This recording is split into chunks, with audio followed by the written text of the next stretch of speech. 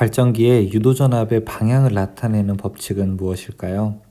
일단 발전기의 법칙을 나타내는 것으로서는 우리가 플레밍의 법칙 중에서 우, 발, 좌, 전이니까 오른손 법칙을 이야기할 수 있습니다. 오른손 법칙은 계자의 방향과 힘의 방향이 있을 때 전류가 어느 방향으로 나타나게 되는지를 설명할 수가 있게 되죠. 따라서 플레밍의 오른손 법칙이 되겠네요.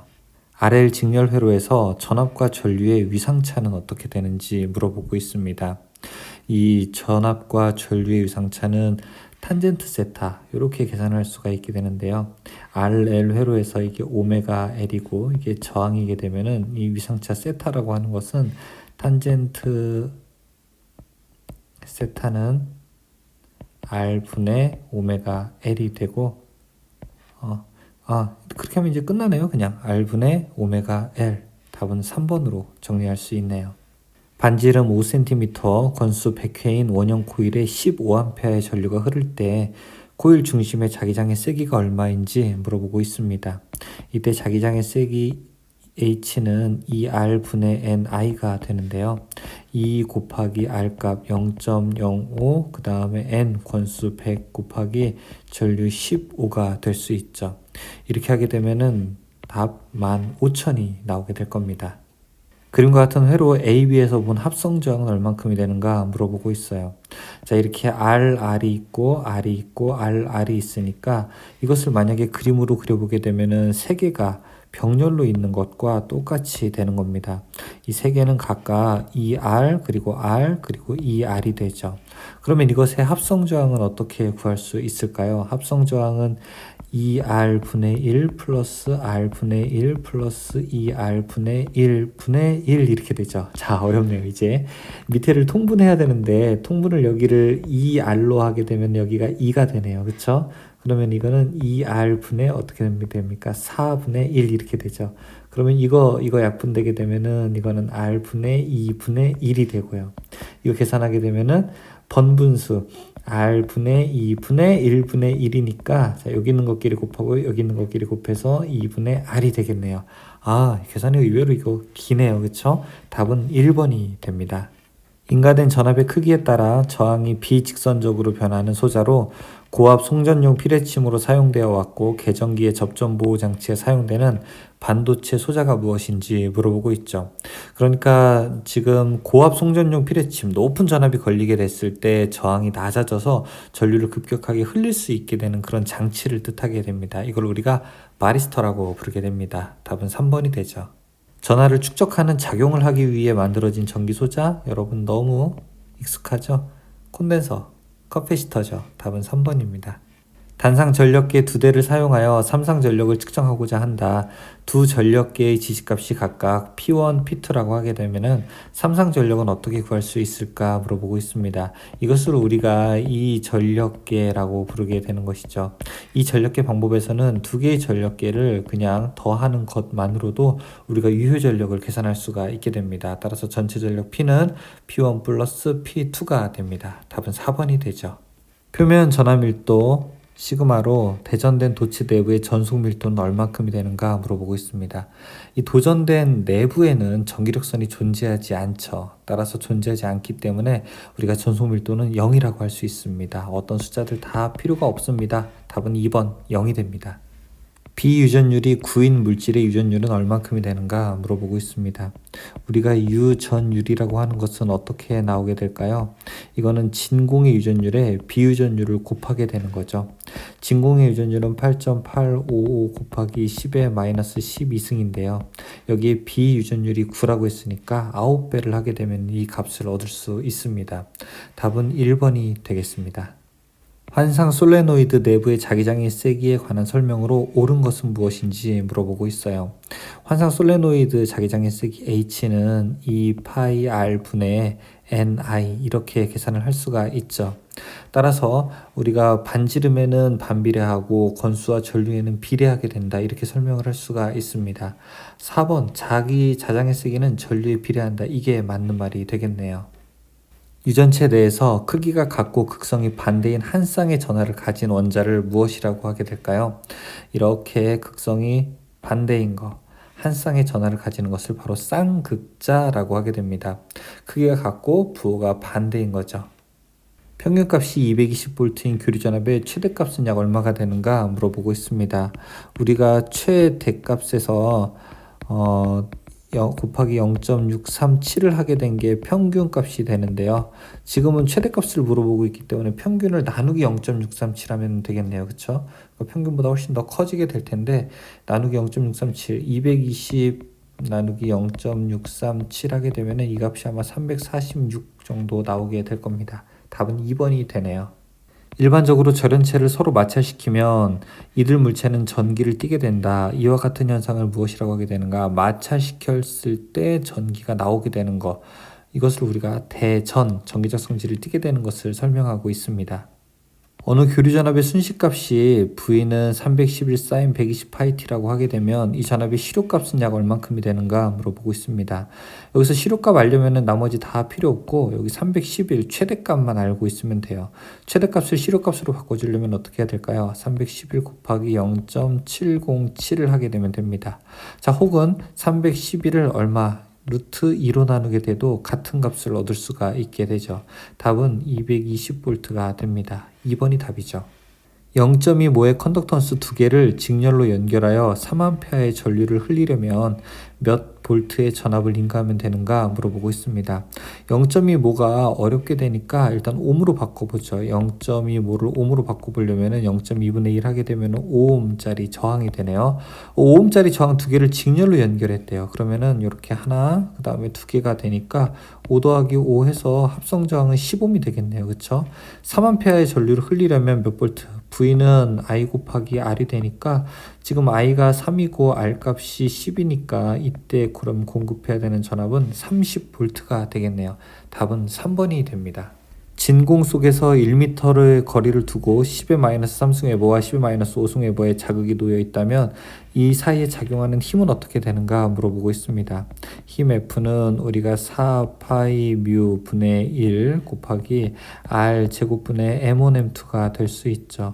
자, 이때 진공 속이라고 했으니까 여기 4파이 뮤 분의 1은 6.33 곱하기 10의 4승이 됩니다.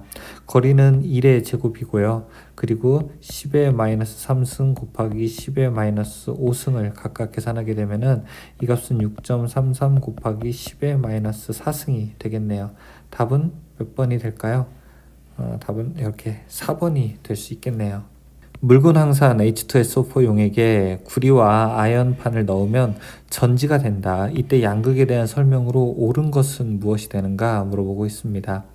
양극에 대해서는 여러분들이 수 이거를 좀 기억하시면 좋을 것 같아요. 양극에는 구리판에서 생기게 되면서 이때 수소기체가 발생을 하게 됩니다. 답은 1번이 되죠. 평형 3상 성향결선에 있어서 성이라고 하는 건 성형은 Y결선을 뜻합니다. 성간전압과 상전압의 관계는 어떻게 되는가 물어보고 있습니다. 이 Y결선에서 상전압과 성간전압의 관계는 루트 3의 차이가 발생하게 되죠. 즉 성간전압이라고 하는 것은 상전압 곱하기 루트 3이 되니까 이것을 우리가 기호로 표기하게 되면 VP에다가 루트 3을 곱한 것이 VL과 같아진다라고 설명할 수 있고요. 이것은 답 4번으로 정의할 수 있네요. 물체의 온도 상승 및 열 전달 방법에 대한 설명으로 옳은 것은 무엇일까요? 1번에 비열이 작은 물체에 열을 주면 쉽게 온도를 올릴 수 있다. 이것이 이제 맞는 얘기가 되고요.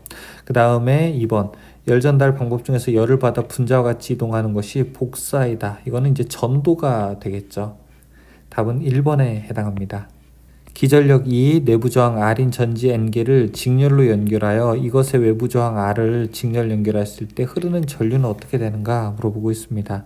이렇게 기전력 2V의 전지가 있고 내부 저항이 R인 경우에 여기에 전지 N개를 직접 연결해서 외부 저항 R에다가 연결을 했대요. 여기 곱하기 N개.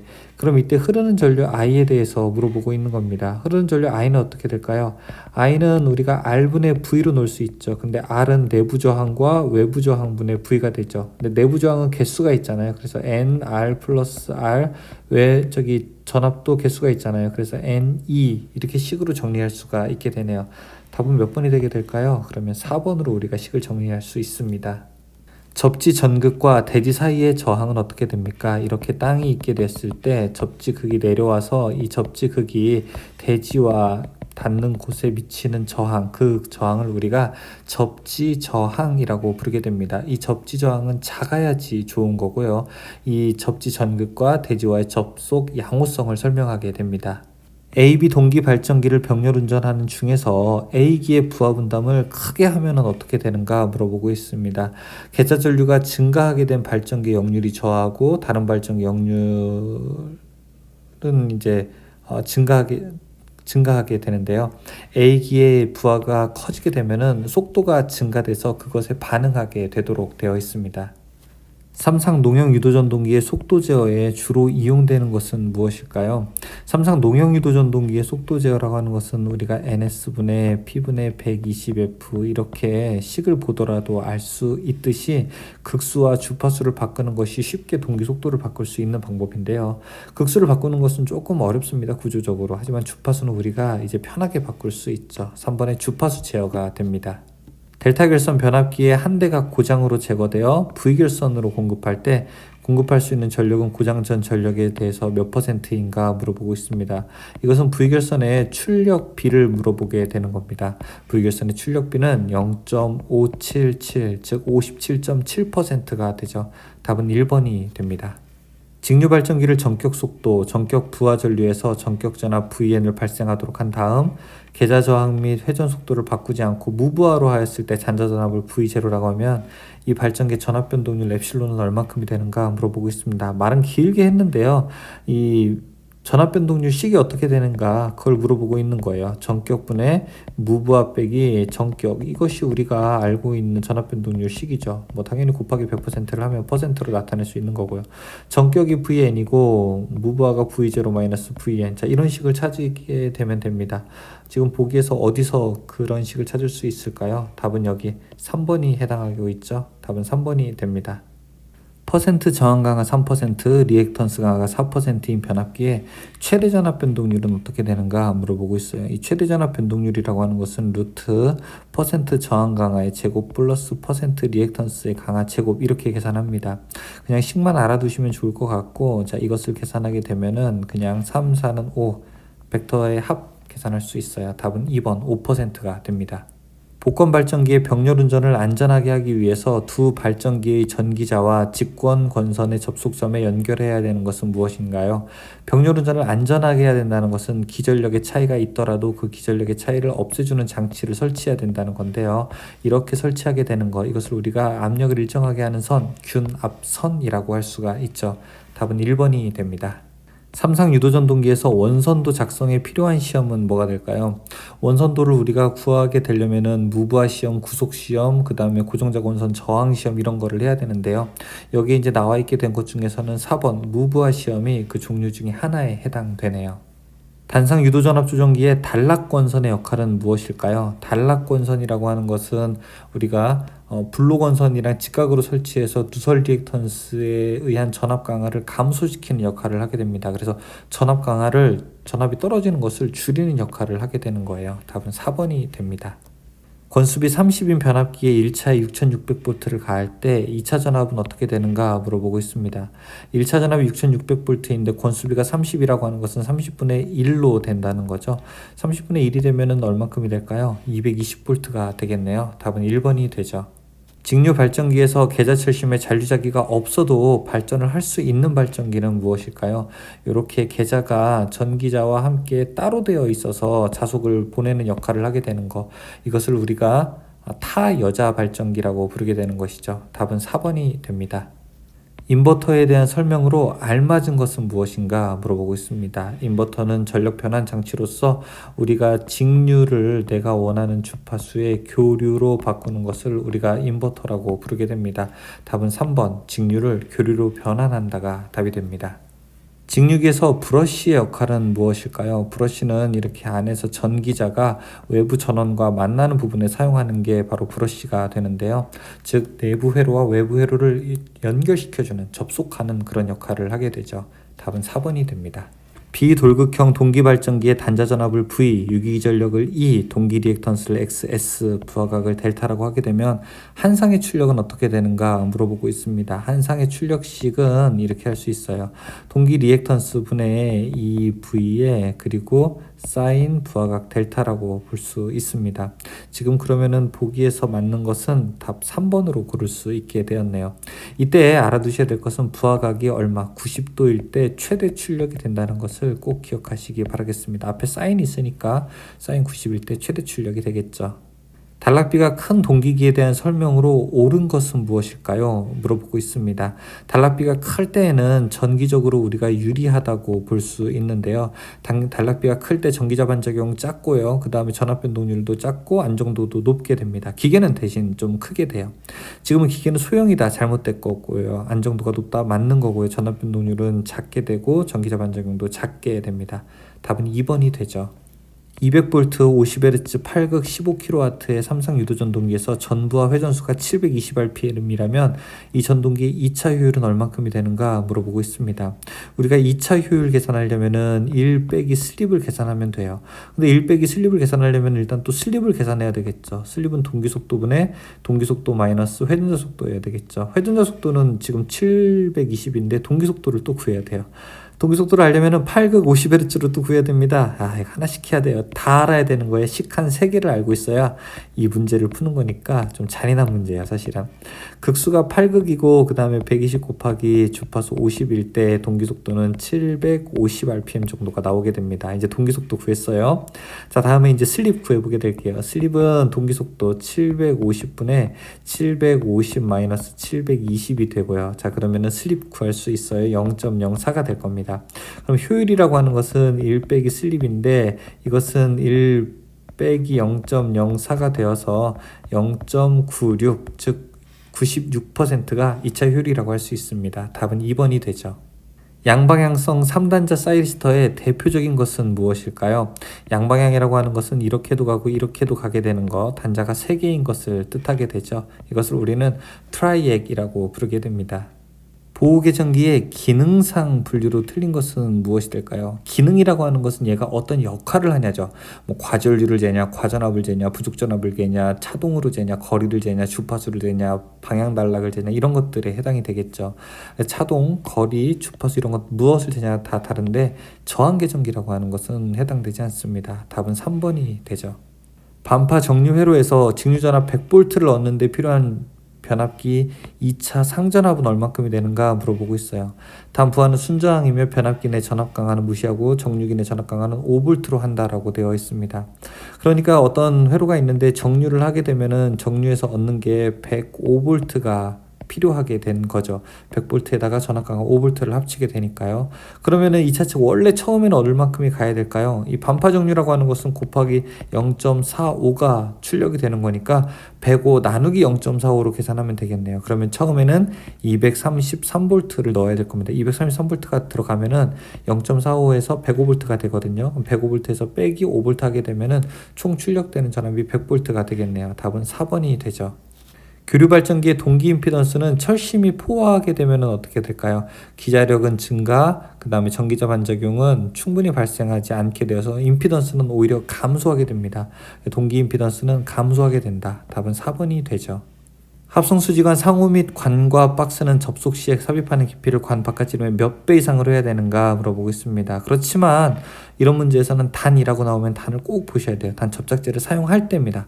접착제를 사용하지 않으면 1.2배가 되죠. 그런데 접착제를 사용하게 되면 0.8배가 됩니다. 따라서 이 문제는 0.8배, 2번이 답이 되겠네요.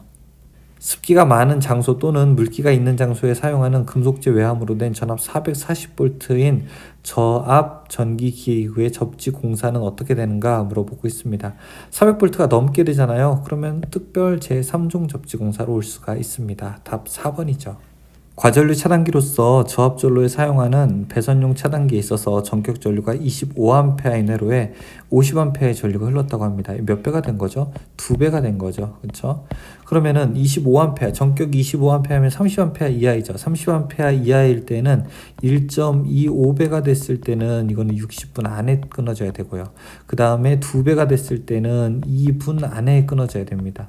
지금 문제에서는 2배의 전류가 흘렀으니까 몇 분 안에 끊어져야 됩니까? 2분 안에 끊어져야 되겠죠. 답은 2번이 됩니다. 일반적으로 저압 가공 인입선이 도로를 횡단할 때는 도면상 몇 미터가 되어야 되는가? 도로 횡단할 때는 5m 이상 되어야 됩니다. 답은 2번이죠.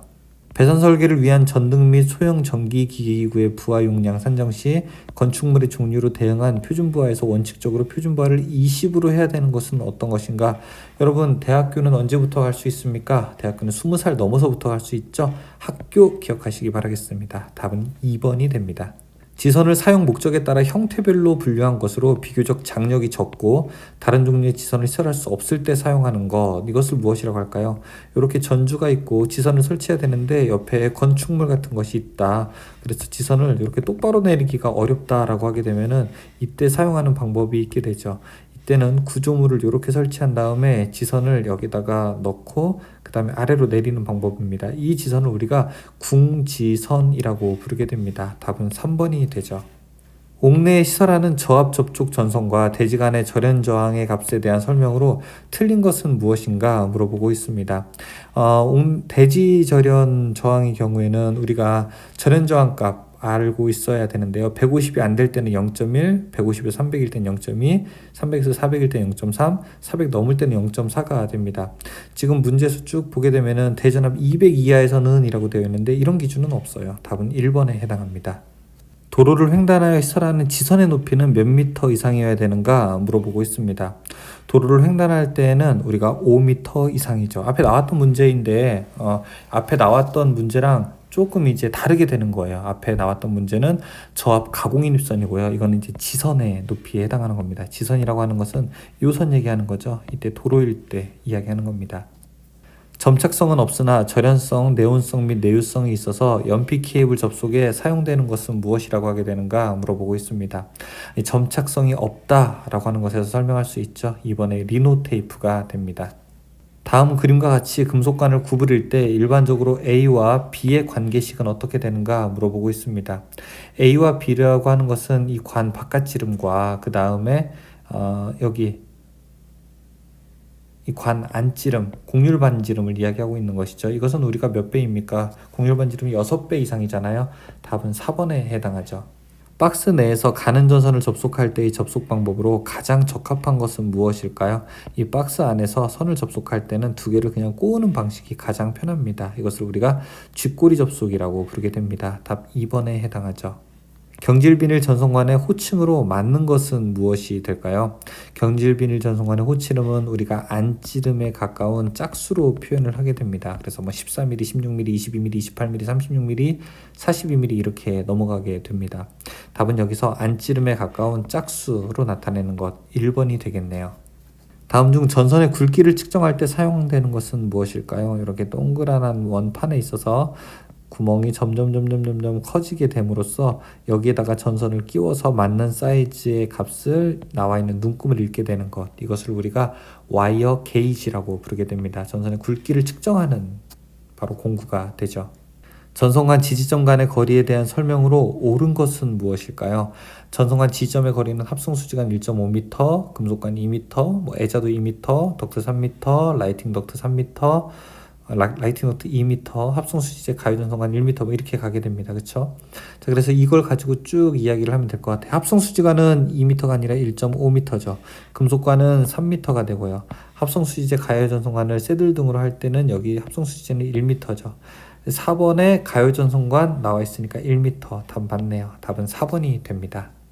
공장 내 등에서 대지전압 150V를 초과하고 300V 이하인 전로의 백열전등을 시설할 때 다음 중에서 잘못된 것은 무엇인가 물어보고 있습니다.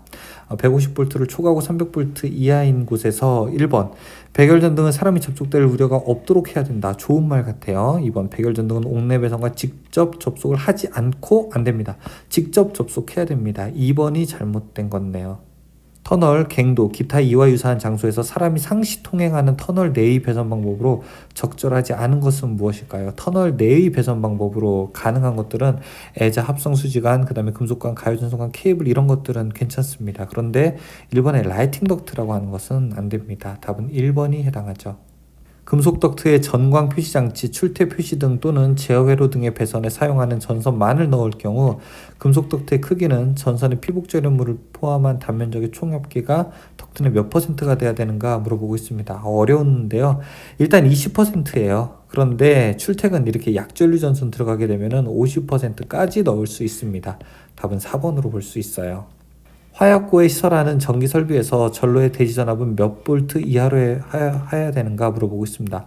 여러분 화약총 우리가 300원 이렇게 기억을 하죠. 화약총 300원 답은 3번이 됩니다. 2개 이상의 회로에서 선행 동작 우선 회로 또는 상대 동작 금지 회로인 동력 배선의 제어 회로는 어떻게 됩니까? 자, 어떤 회로가 여기 이렇게 있게 된다면은 이렇게 뭐 릴레이가 만약에 있고, 자 여기도 회로가 있게 된다면은 이 회로에 릴레이가 있게 된다라고 했을 때 여기 릴레이 1 여기를 2라고 하게 되면 이것도 x2 이쪽에 x1이 되어서 내가 상대방을 앞을 막고 내가 상대방을 앞을 막는 이런 회로, 이걸 우리가 인터록 회로라고 하게 됩니다. 서로 같이 동작되어서는 안 되는 경우에 사용되게 되죠. 전선의 접속에 대한 설명으로 틀린 것은 무엇일까요? 전선을 접속할 때 1번 접속 부분의 전기 저항을 20% 이상 증가한다? 이제 증가하지 말아야 한다라가 돼야 되겠죠. 즉 2번처럼 80% 이상을 유지해야 됩니다. 1번의 설명은 잘못됐네요.